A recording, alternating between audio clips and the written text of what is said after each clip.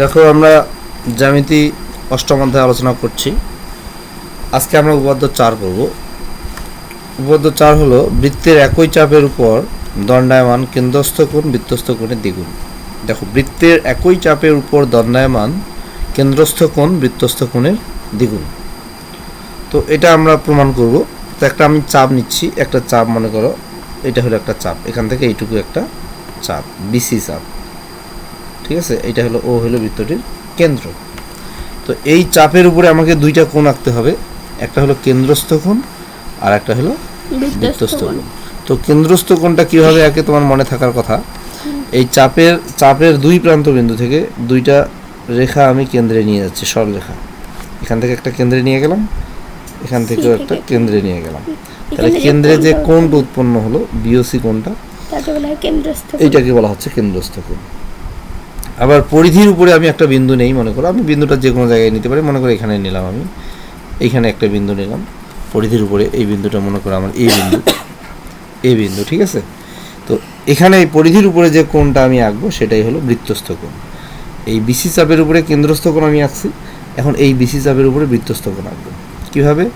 B বিন্দু থেকে একটা রেখা আমি এ বিন্দুতে নিয়ে যাই, সি বিন্দু থেকেও একটা রেখা আমি ওই এ বিন্দুতে নিয়ে গেলাম। বাঁকা হলো যদিও, ফ্রি হ্যান্ডে আঁকার কারণে। তোমরা তো জ্যামিতি বক্সের ইনস্ট্রুমেন্ট দিয়ে আঁকবা, স্কেল বসায় আঁকবা, ঠিক আছে।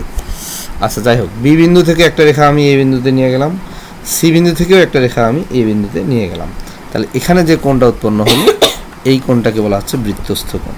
এই কোণটা হলো বৃত্তস্থ কোণ আর এই কোণটা হলো কেন্দ্রস্থ কোণ। তার মানে কেন্দ্রস্থ কোণটার নাম হলো কোণ বিওসি আর বৃত্তস্থ কোণটার নাম হলো কোণ বিএসি। কোণ বিএসি। তো কি প্রমাণ করতে বলছে? দেখো, প্রমাণ করতে বলছে যে কেন্দ্রস্থ কোণ বৃত্তস্থ কোণের দ্বিগুণ। মানে এটা হলো কেন্দ্রস্থ কোণ, এটা হলো বৃত্তস্থ কোণটির দ্বিগুণ, মানে এইটা হলো এটার দ্বিগুণ, 2 ইন্টু এটা, মানে কেন্দ্রস্থ কোণ বৃত্তস্থ কোণের দ্বিগুণ। এটা আমাদেরকে প্রমাণ করতে হবে। এটা আবার উল্টাভাবেও আসতে পারে। কিভাবে?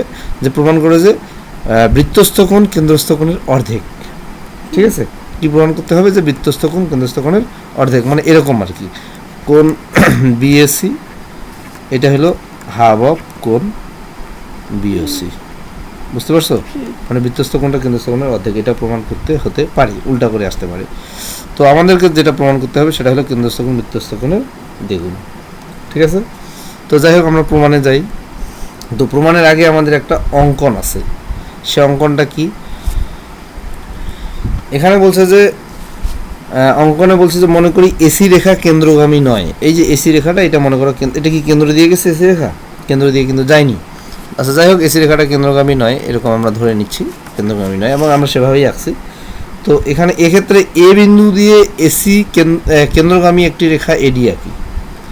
এ বিন্দু দিয়ে কেন্দ্রগামী একটি রেখাংশ এডি আঁকি। এ বিন্দু দিয়ে, দেখো, এ বিন্দু দিয়ে কেন্দ্রগামী একটা রেখাংশ আমি আঁকবো।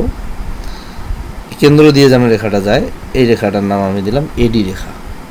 কি বুঝতে পারছো? এ বিন্দু দিয়ে কেন্দ্রগামী একটা রেখা আমি আঁকলাম, এই রেখাটার নাম কি? এডি রেখা। কি বুঝতে পারছো? আচ্ছা, যাই হোক, এখন আমরা প্রমাণে চলে যাব। প্রমাণ। ত্রিভুজ এ ও বি লক্ষ্য করো।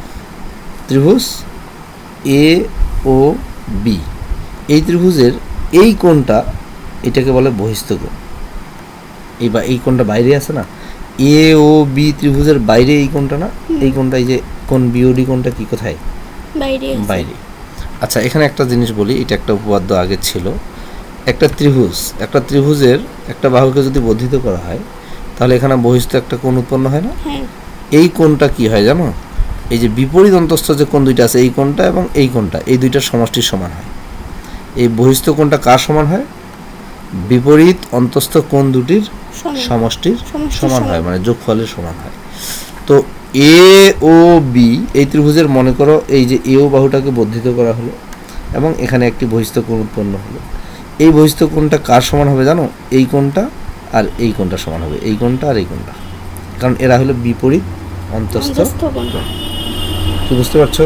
তাহলে আমি বলতে পারি 1 নম্বর ধাপে এই এ ও বি ত্রিভুজের কোণ বিওডি হলো বহিস্থ কোণ, তাহলে এই বিওডি বহিস্থ কোণটা কার সমান হবে?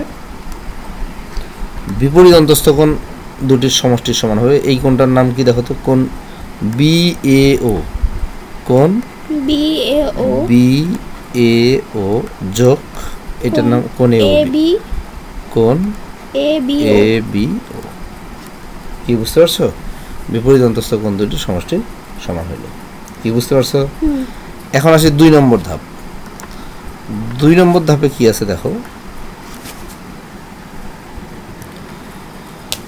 আচ্ছা, 2 নম্বর ধাপে লক্ষ্য করো, এ ও বি ত্রিভুজের, এ ও বি মানে এই ত্রিভুজটার এই বাহুটা আর এই বাহুটা সমান, মানে ও এ এবং ও বি সমান।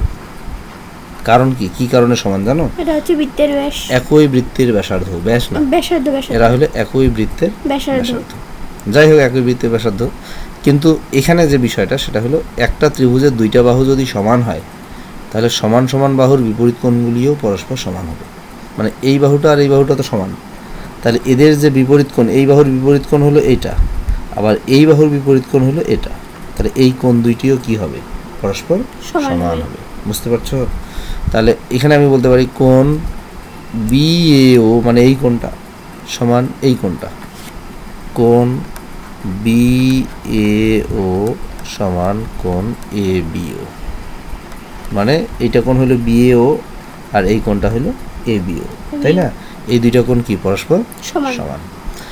তাহলে 1 নম্বর ধাপ গেল, 2 নম্বর ধাপ গেল। এখন আমি যাব 3 নম্বর ধাপে। 3 নম্বর ধাপে গিয়ে কি হবে দেখো। 3 নম্বর ধাপে কি আছে? 1 এবং 2 এর একটা সংমিশ্রণ। 3 নম্বর ধাপ হলো কি? 1 এবং 2 এর সংমিশ্রণ। কি ধরনের সংমিশ্রণ দেখো, বইয়ে কিন্তু খুব সংক্ষিপ্তভাবে জিনিসটা আছে, আমি একটু বুঝাই দেখো। 1 নম্বর ধাপ থেকে আমরা কি পাচ্ছি? কোণ বিওডি, এটা সমান কি প্রমাণ করছি আমি?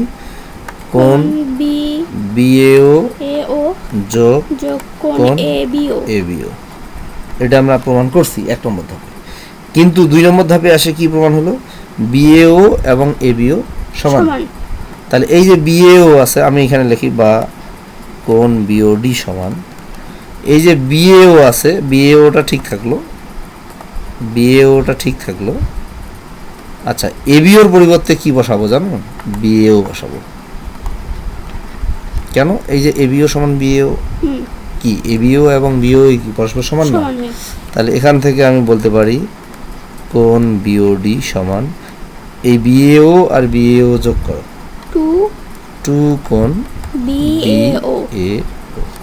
কি বুঝতে পারছো? এটা গেল 3 নম্বর ধাপ। তাহলে আমরা কি প্রমাণ হলো? এই কোণটা, এই যে এখানে দেখো না, লক্ষ্য করো, বিওডি মানে কোন কোণটা? এই কোণটা। এই কোণটা কার দ্বিগুণ? এই কোণটুকুর দ্বিগুণ। বুঝতে পারছো? বিওডি কোণটা কার দ্বিগুণ? বিএও কোণের দ্বিগুণ। এটা গেল 3 নম্বর ধাপ। এখন 4 নম্বর ধাপে আমরা কি করব দেখো।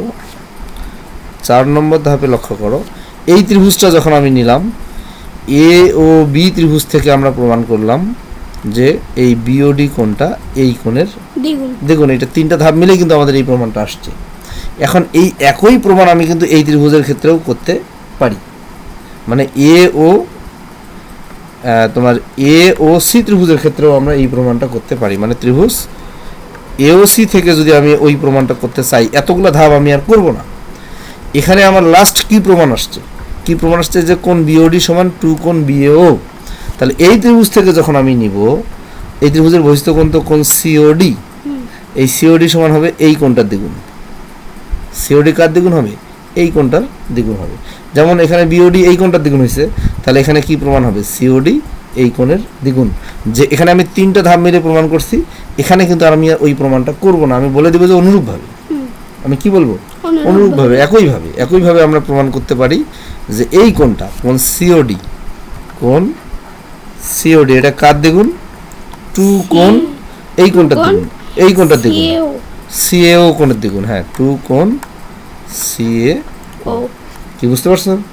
এখন আসো 5 নম্বর ধাপ। 5 নম্বর ধাপে আমরা কি করব দেখো।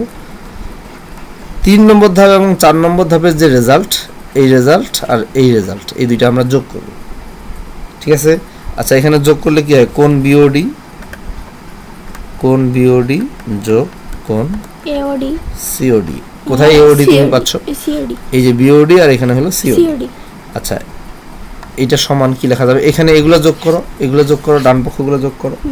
আচ্ছা, এগুলো যখন যোগ করব, টু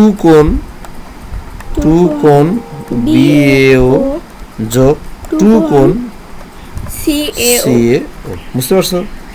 আচ্ছা, বা এখন আমরা একটু ক্যালকুলেশন, বিওডি এবং সিওডি। বিওডি কোনটা দেখো চিত্রে, এই কোনটা, এইটুকু এইটুকু, আর সিওডি হলো এইটুকু, তাই না? তাহলে বিওডি এবং সিওডি যদি যোগ করি তাহলে কি হবে? এই কোণটা আর এই কোণটা যোগ করলে যোগফল কত হবে?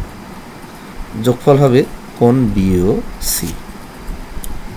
দেখো আমি আবারও বলছি, বিওডি আমার কোনটা? বিওডি হলো এইটুকু এইটুকু, এই রেখাটা কিন্তু এদিক দিয়ে আছে, ওডি রেখাটা, এইটুকু হলো বিওডি, আর সিওডি হলো কি এইটুকু, তাই না? এখন এই দুইটা যদি আমি যোগ করি তাহলে পুরো কোণটা হবে না? কি পুরো কোণটা হবে কিনা? এই অংশটুকু আর এই অংশটুকু যখন যোগ করব তখন পুরোটা হবে না? পুরো কোণটার নাম হলো কোণ বি ও সি। এইটা তাহলে বিওডি এবং সিওডির পরিবর্তে আমি লিখে দিব কোণ বি ও সি সমান। এখানে লক্ষ্য করো, আমি টু কমন নিব, ঠিক আছে? আচ্ছা, টু যদি আমি কমন নেই তাহলে কি হবে? কোণ বিও যোগ কোণ সিএও, ঠিক আছে? যদিও তোমার বইয়ে এতগুলো লাইনে এইভাবে কমন নিয়ে দেখানো হয় না, কিন্তু তোমরা দেখাবো, লেখার সময় এইভাবে লিখবা, ঠিক আছে? আচ্ছা, বিএও এবং সিএও এই দুইটা কোণ যোগ করলে কি হবে একটু চিন্তা করো। বিএও এবং সিএও যোগ করলে কি হবে? বিএও, এখানে ওটা কিন্তু এখানে আছে, বিএও মানে এই কোণটা, হয় কি না? আর সিএও মানে হলো এই কোণটা। তাহলে এই দুইটা কোণ যোগ করলে কি হবে? সম্পূর্ণ কোণটা হবে। ইয়েস, সম্পূর্ণ কোণটা হবে। এই সম্পূর্ণ কোণটার নাম কি? কোণে কোণ বি এ সি। এ মানে কোণ বি এ সি। সি, এ বললেও হবে, কিন্তু আমরা বলবো কোণ বি এ সি। এ বলা যাবে না, কেন জানো? এ বিন্দুতে এখানে একটা কোণ আছে, এ একটা কোণ আছে, আবার পুরো কোণটা আছে, তাহলে এ বলতে কি পুরোটা মিন করবে? করবে না। এই জন্য আমাকে বলতে হবে কোণ বি এ সি। তাহলে আমি এখানে আসি, কোণ বি ও সি সমান টু, ঠিক থাকলো। এই বিএও এবং সিএও, দেখো আমি আবারও বলছি, বিএও মানে হলো এই কোণটা, সিএও মানে হলো এই কোণটা, এই দুইটা যোগ করলে পুরো কোণটা হবে, পুরো কোণটার নাম কি? বিএসি।